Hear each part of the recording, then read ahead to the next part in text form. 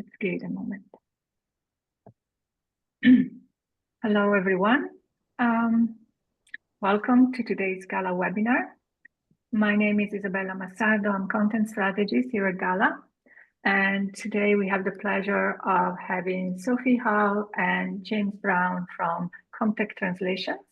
They're going to talk about the value of BCorp, framework for navigating the world of AI with integrity. Very relevant topic. We're going to have a Q&A at the end of Sophie's presentation. So please write your questions in the chat or in the QA box, whatever you prefer, and we will answer them at the end. You probably know this already. The webinar is being recorded.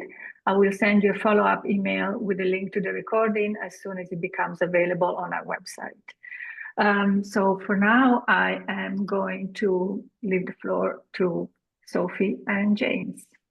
Brilliant. Thank you very much, Isabella, and welcome everybody. So the topic that I'm going to talk about today is the value of BCorp as a framework for navigating the world of AI with integrity. So to sort of get started, just to introduce myself and also my colleague James. So we're both from Comtech Translations. I'm the CEO of Comtech, and James is head of commercial. So just to say a little bit about Comtech. We are based in the UK. We've been in the industry for a very long time. We work across a whole range of different industry sectors, and we offer the full range of kind of localization services. We do leverage AI in the delivery of our services, alongside our sort of tech focus on the technology. We also have a suite of services that are very much focused on culture. So we offer cross-cultural competency training, workshops, e-learning, and we also offer kind of research and reports around culture. So that just gives you a little introduction to who we are. Setting the scene really, what is this all about? So AI in our industry has been without doubt a massive game changer, revolutionary. It has offered tremendous opportunities to enhance efficiency, scalability, and extend further global reach.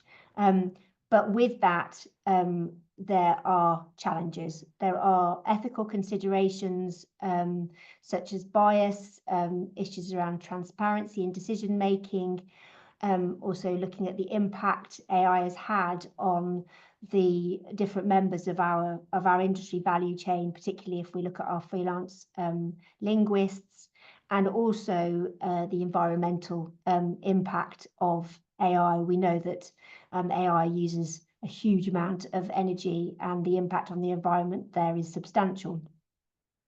So we believe that BCorp provides a framework to address these challenges. It offers a practical framework to really look at how to navigate all these different challenges and how to adopt AI in a responsible and sustainable way. It can act as a guide to support interaction with all the different stakeholders of the business. So for us, that is obviously our clients, our employees, our linguists, and also our kind of wider community.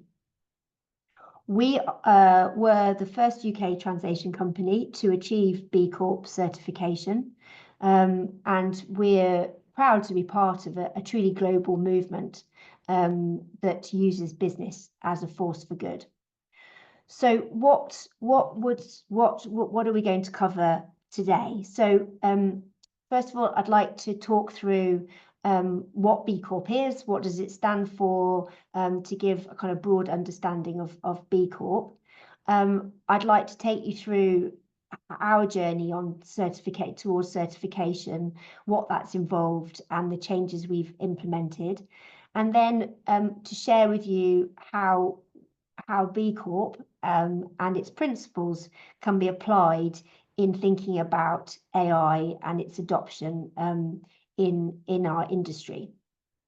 So before we get started in talking about what is B Corp, Isabella, would you be able to do the first poll? It would be great to find out from the audience what everybody's level of knowledge is and awareness of B Corp. If you've heard of B Corp, never heard of it before, are you considering it for your business? It'd be great to hear if we have anybody in the business in the group that's already certified. I'll just wait the to audience. see. Yeah, the audience is answering the poll. I'm going to keep it open for a minute, more or less. So the question is, how familiar are you with the B Corp certification? Never heard of it, considering it, currently in the process of becoming certified, or your business is already certified. So let's see. Okay.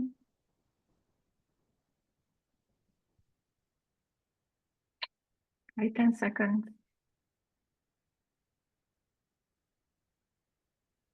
Okay, I'm going to close at the count of 3. 1, 2, 3. Okay, and I'm going to show the results. So Brilliant, great. Yeah. Well, it's great to hear that you're considering B Corp for your business, and I'm delighted that we'll be able to give those that don't know much about B Corp, we'll be able to get you started and share some information, and then delighted to answer any questions in the Q&A afterwards. So thank you very much. So what is B Corp certification? So it is a certification for businesses meeting the highest standards of social and environmental performance, accountability, and transparency.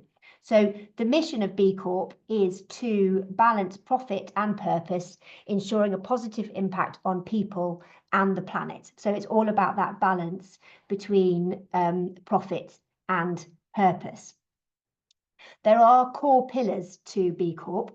There are 5 core pillars to B Corp. So the first one is governance, which is all about leadership, transparency, and all about how a company is balancing that managing the balance between profit and purpose.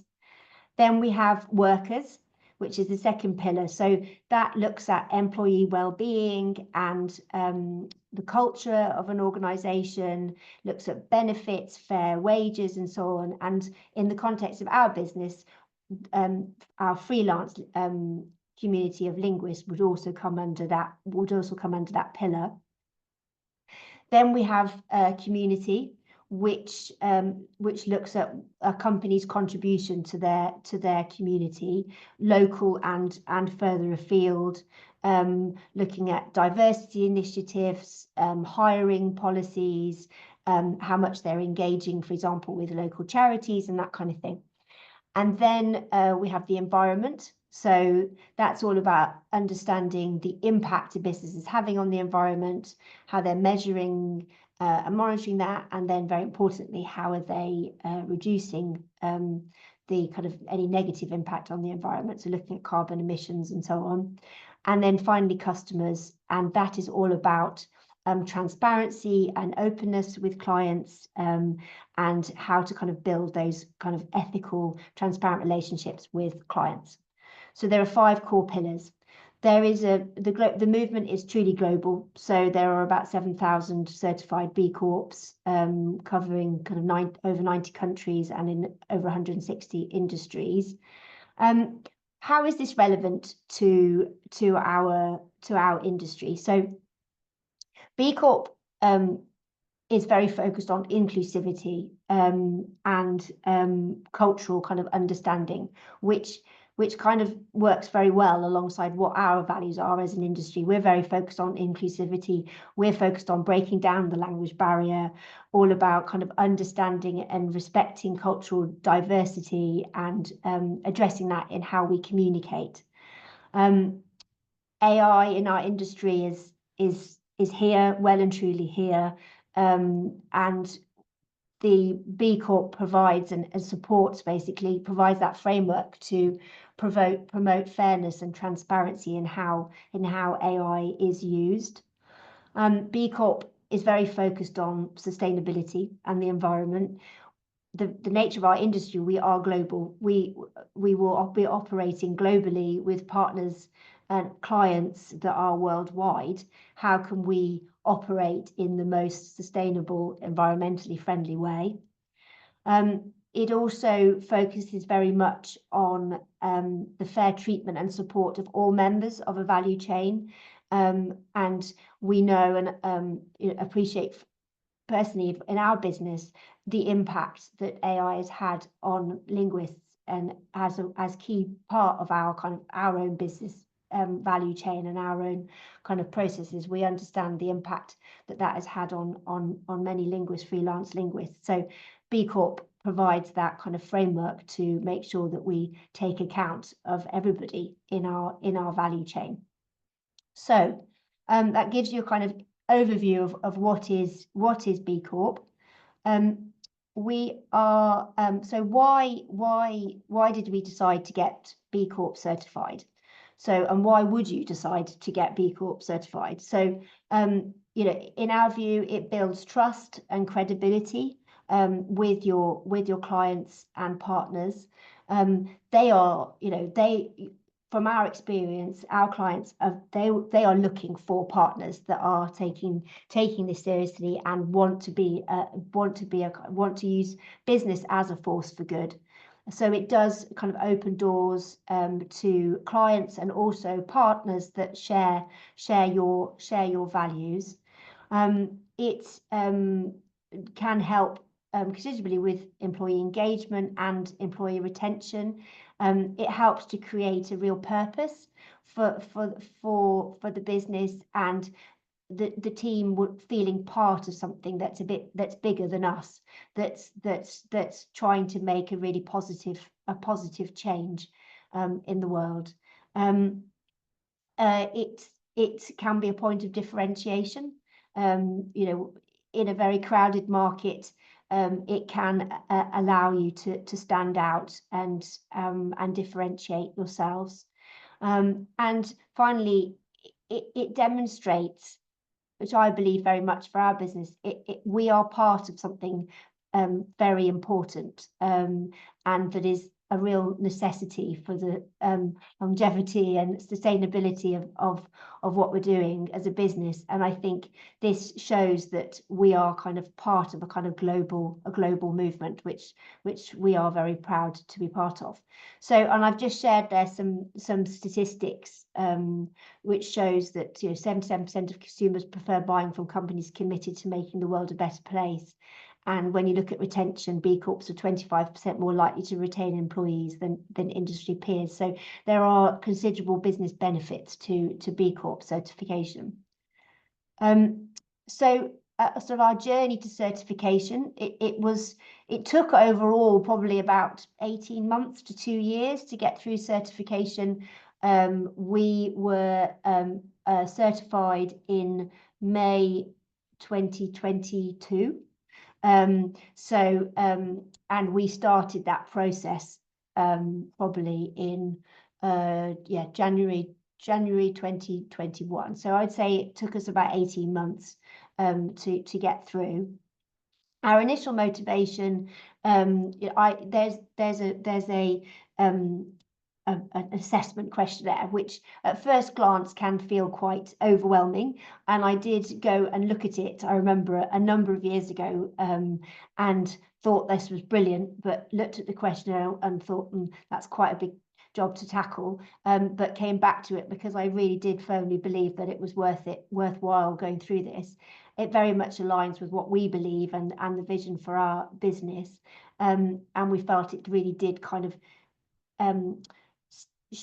demonstrate very clearly that we were serious about a commitment to sustainability and social responsibility. And yeah, we were very excited to become part of a global community.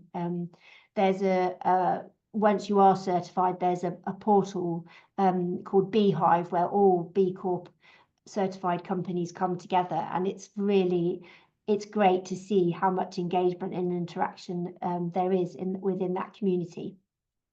So getting started with the certification process, there is as I said, there is an assessment, a questionnaire to work through.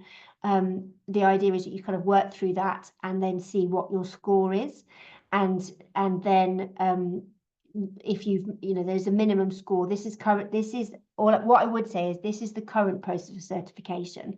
There is going to be a new process for certification, but that won't be ready until 2026. So the way it is now is going to be in place for at least another year. So yes, there is a assessment form to fill out. It then gives you a score. There's a score that you need to achieve of about 80.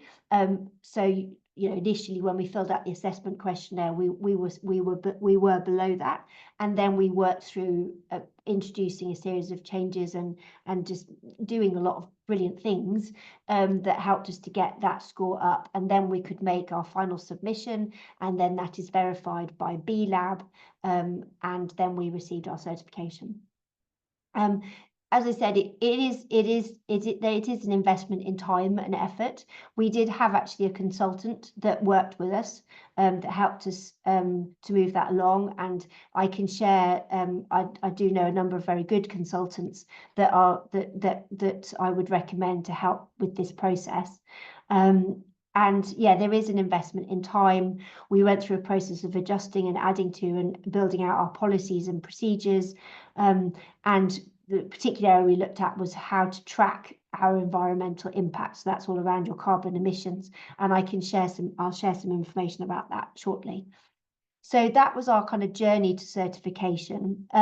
But once we got the certification, that's not it. That's just kind of the start, and we've been ongoing committed to looking at how we can continually improve our score and improve what we're doing. And we're actually just about to submit for recertification. So you go for recertification every 3 years. You have to publish a impact report, which we have done each year, and then every 3 years you resubmit in full. So we're just going through that at the moment, and we're really delighted that we've been able to increase our score from around 82 to over 100 through some of the work that we've been doing, particularly in the last year. So some of the things that we've been doing since we received certification, the initial certification, so very focused on reducing our carbon footprint.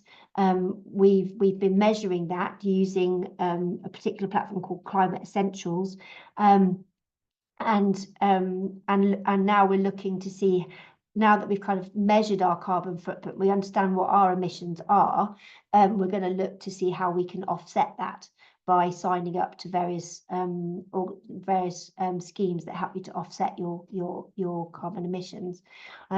We are now going through a supplier screening, so we're really trying to understand all the suppliers that we use, particularly around AI. So all the different suppliers that we use that enable us to adopt and use AI as part of our kind of service delivery, understanding what their energy usage is, and look and see how we can work with them to reduce their energy usage, or just to understand what measures they're taking, and then understanding what options we've got to look at different suppliers depending on their environmental impact, which has been a very important exercise and something that we're really focused on now into next year.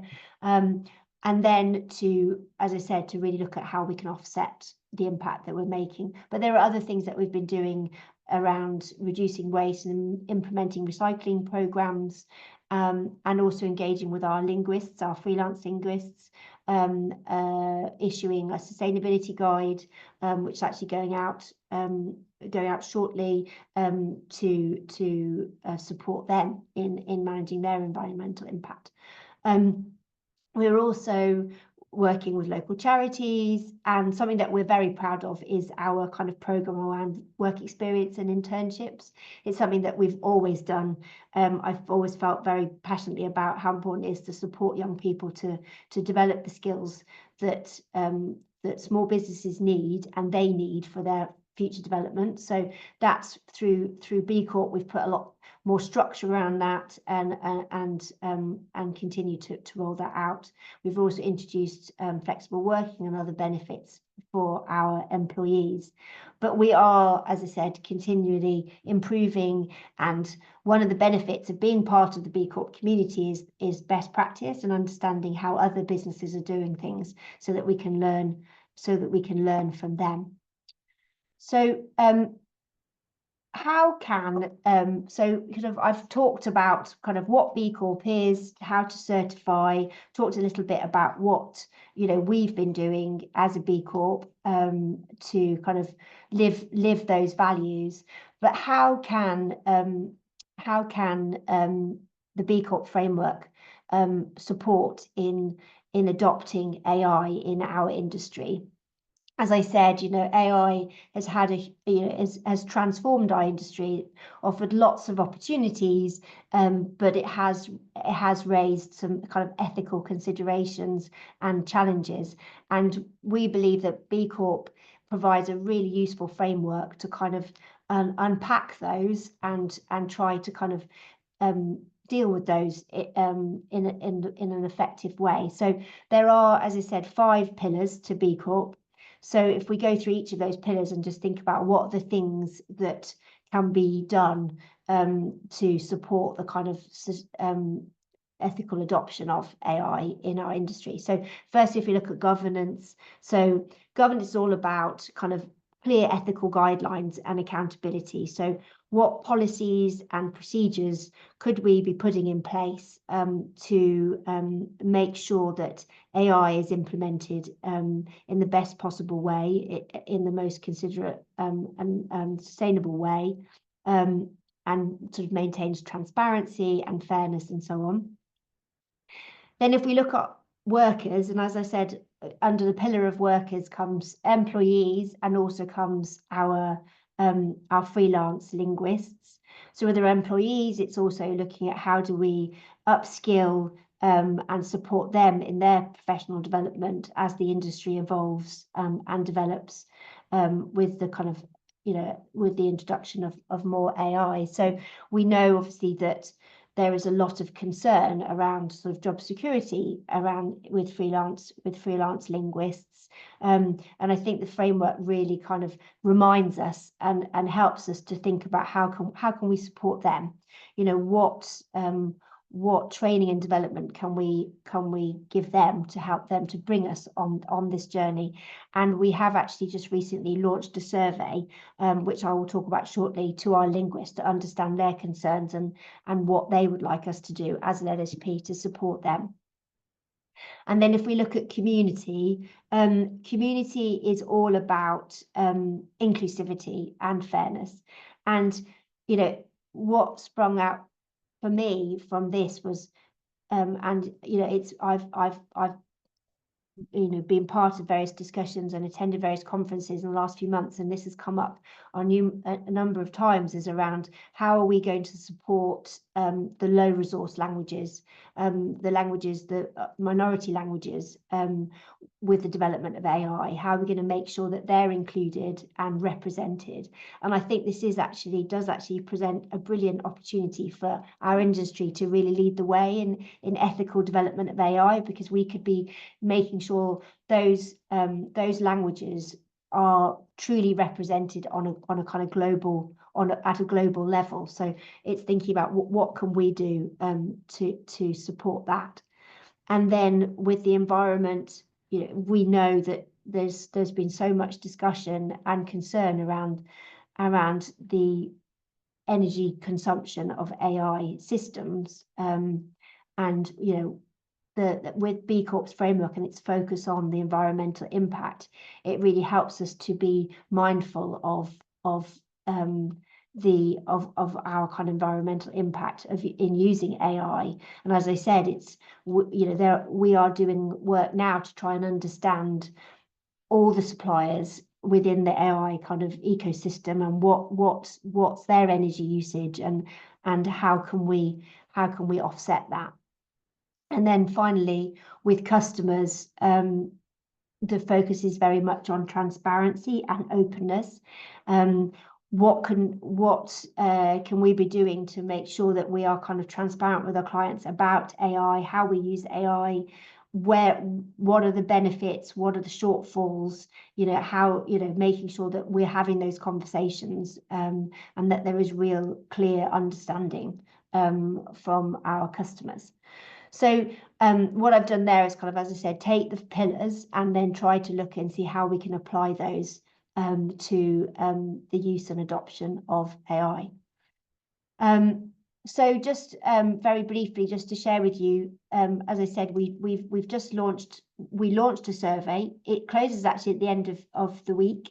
I should have put a link into the survey, but if you find us on LinkedIn, it's all over LinkedIn. We've included lots of links to the survey. The survey is not just for our linguists, it's also for companies as well. So there's a question at the start where you tick which group you belong to, and then it's trying to really understand what are the concerns around AI in our industry, and then with our linguists, it's to understand what support they would like.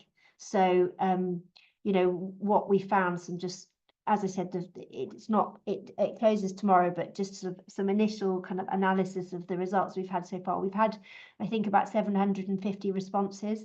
So we've had a decent, a great number of responses, and a massive thank you to everybody that did respond. So, I think within the linguist community, there was a lot of concern around the impact of AI in our industry. Key concerns around data safety, bias, the impact on jobs, and too much reliance on kind of not enough reliance on kind of human interaction and human accountability. So there is a lot of free text, and we've got a lot of responses that we want to get through, because I think there will be so much more in those kind of free text responses to understand and really unpack what people have said. But the key actions that linguists would like us to take is to around training and development, training opportunities, workshops, and so on. Something that we do. We've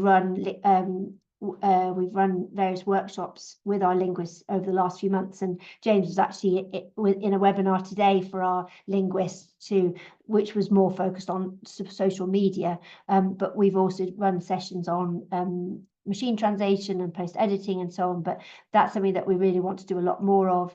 And then other ideas is really, which is why I'm here today, is really to encourage kind of industry-wide discussion on kind of on the impact of AI and the ethical considerations.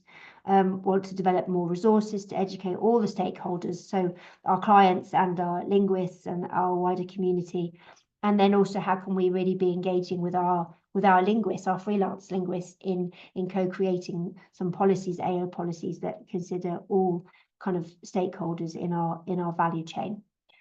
So I think that kind of brings us to the kind of, I've kind of obviously talked about BCorp. What, just to bring us to a close now, is really just to share some advice on getting started with BCorp. I hope for those that don't know very much about BCorp, that it's piqued your interest, and for those that now are considering it, I'm hoping that maybe we've pushed you along a bit further in thinking about moving along to trying for certification. So it does, as I said, the best place to start is with the BIA, the B Impact Assessment Tool.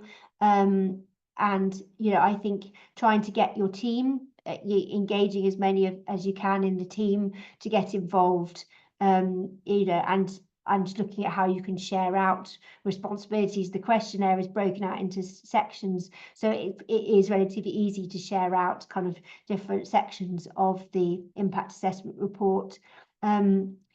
Focus on what matters to your business. So, is thinking about what's really important to you. There are those 5 pillars. Are there particular pillars for you that really stand out as being really important, and thinking about which ones you want to focus on? I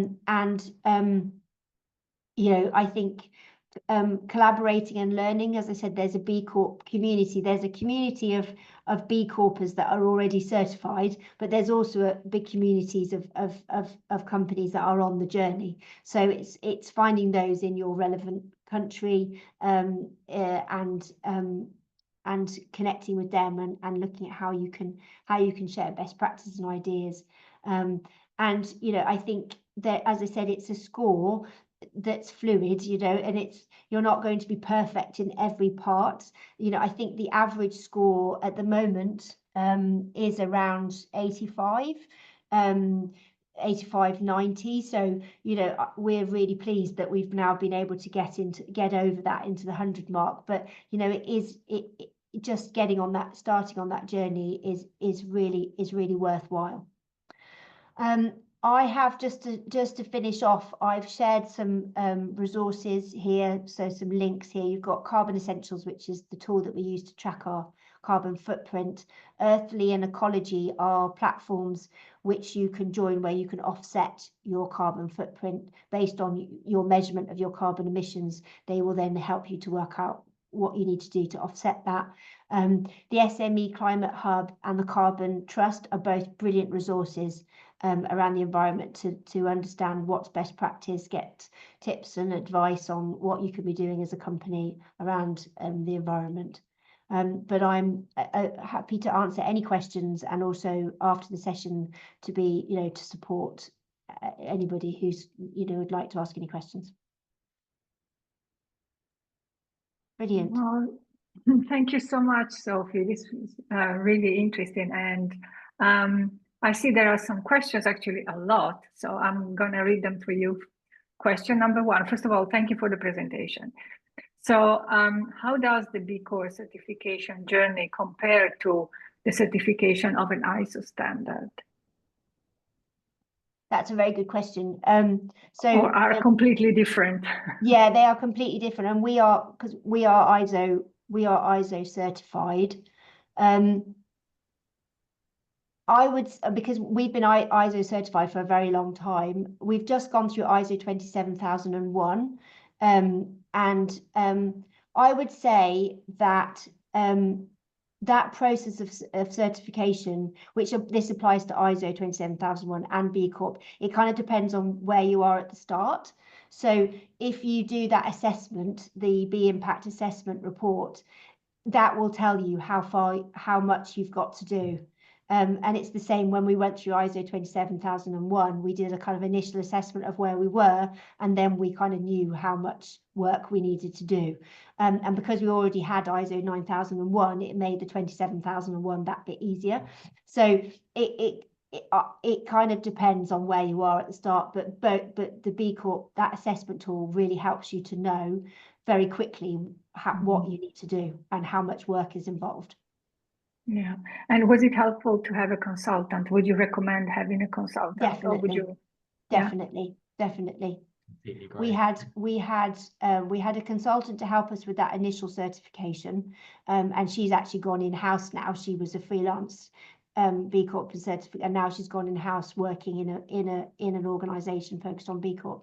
But we now have Holly, who works with us, who's brilliant, and she supports us to kind of give us best practice from other companies, and she's helped us to kind of look and see where to focus to improve our score now that we're recertifying. And I would definitely recommend, and I can share her details.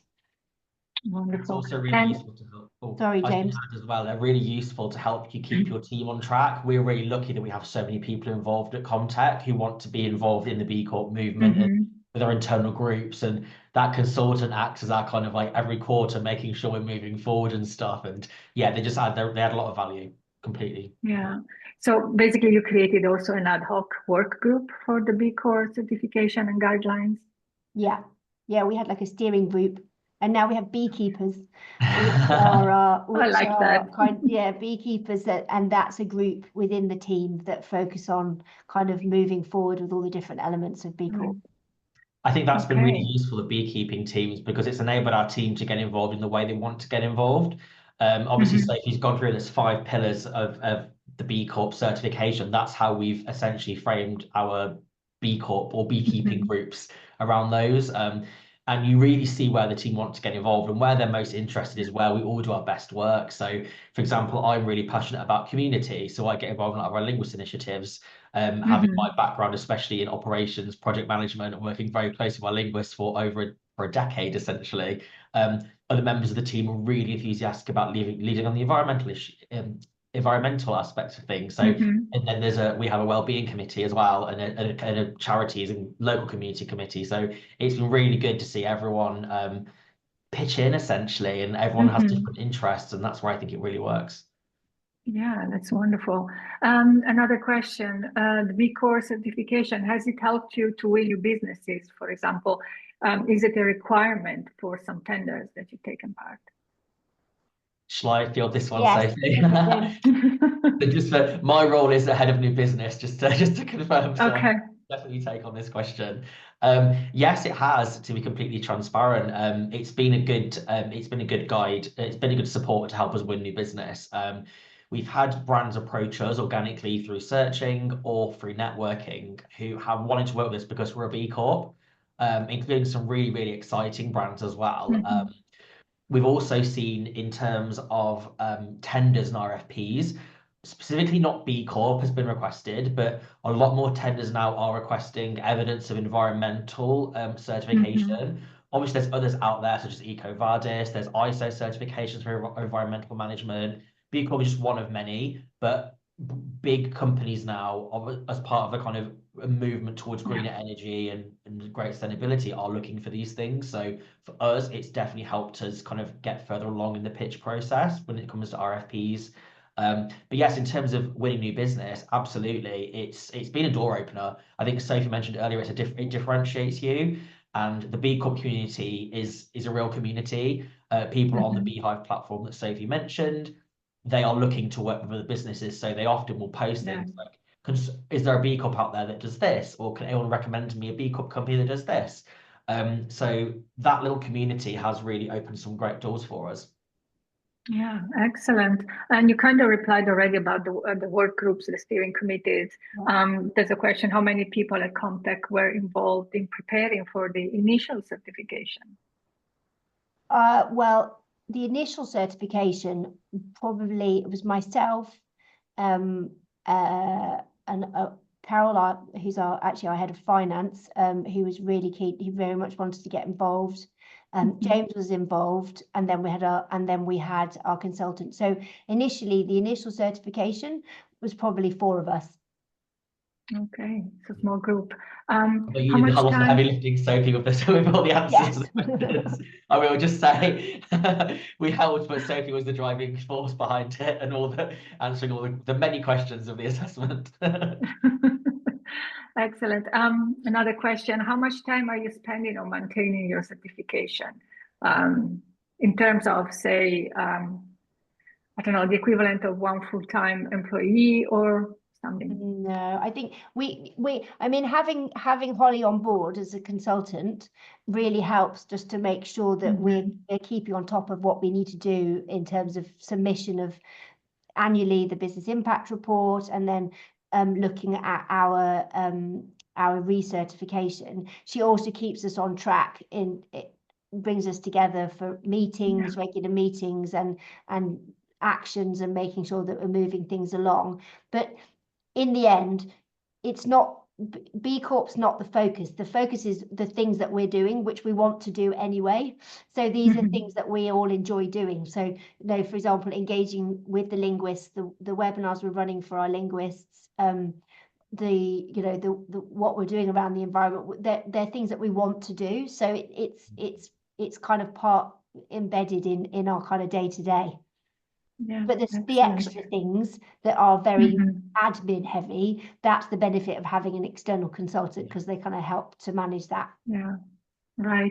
Have you encountered any resistance from clients or vendors? No. People saying, not interested, thank you. Well, no, I mean, I think when we talk about what we do, when we talk about our B Corp certification with clients, they're always very engaged and interested, and it does feel relevant. It's relevant to bring it into the conversation. And we have also kind of had some talks with run webinars with our linguists to talk about our B Corp certification, and we have referenced that, and there is an interest and engagement with that. Yeah, excellent. Well, thank you so much. I don't see any other questions. So thank you so much, Sophie and James. It was a pleasure.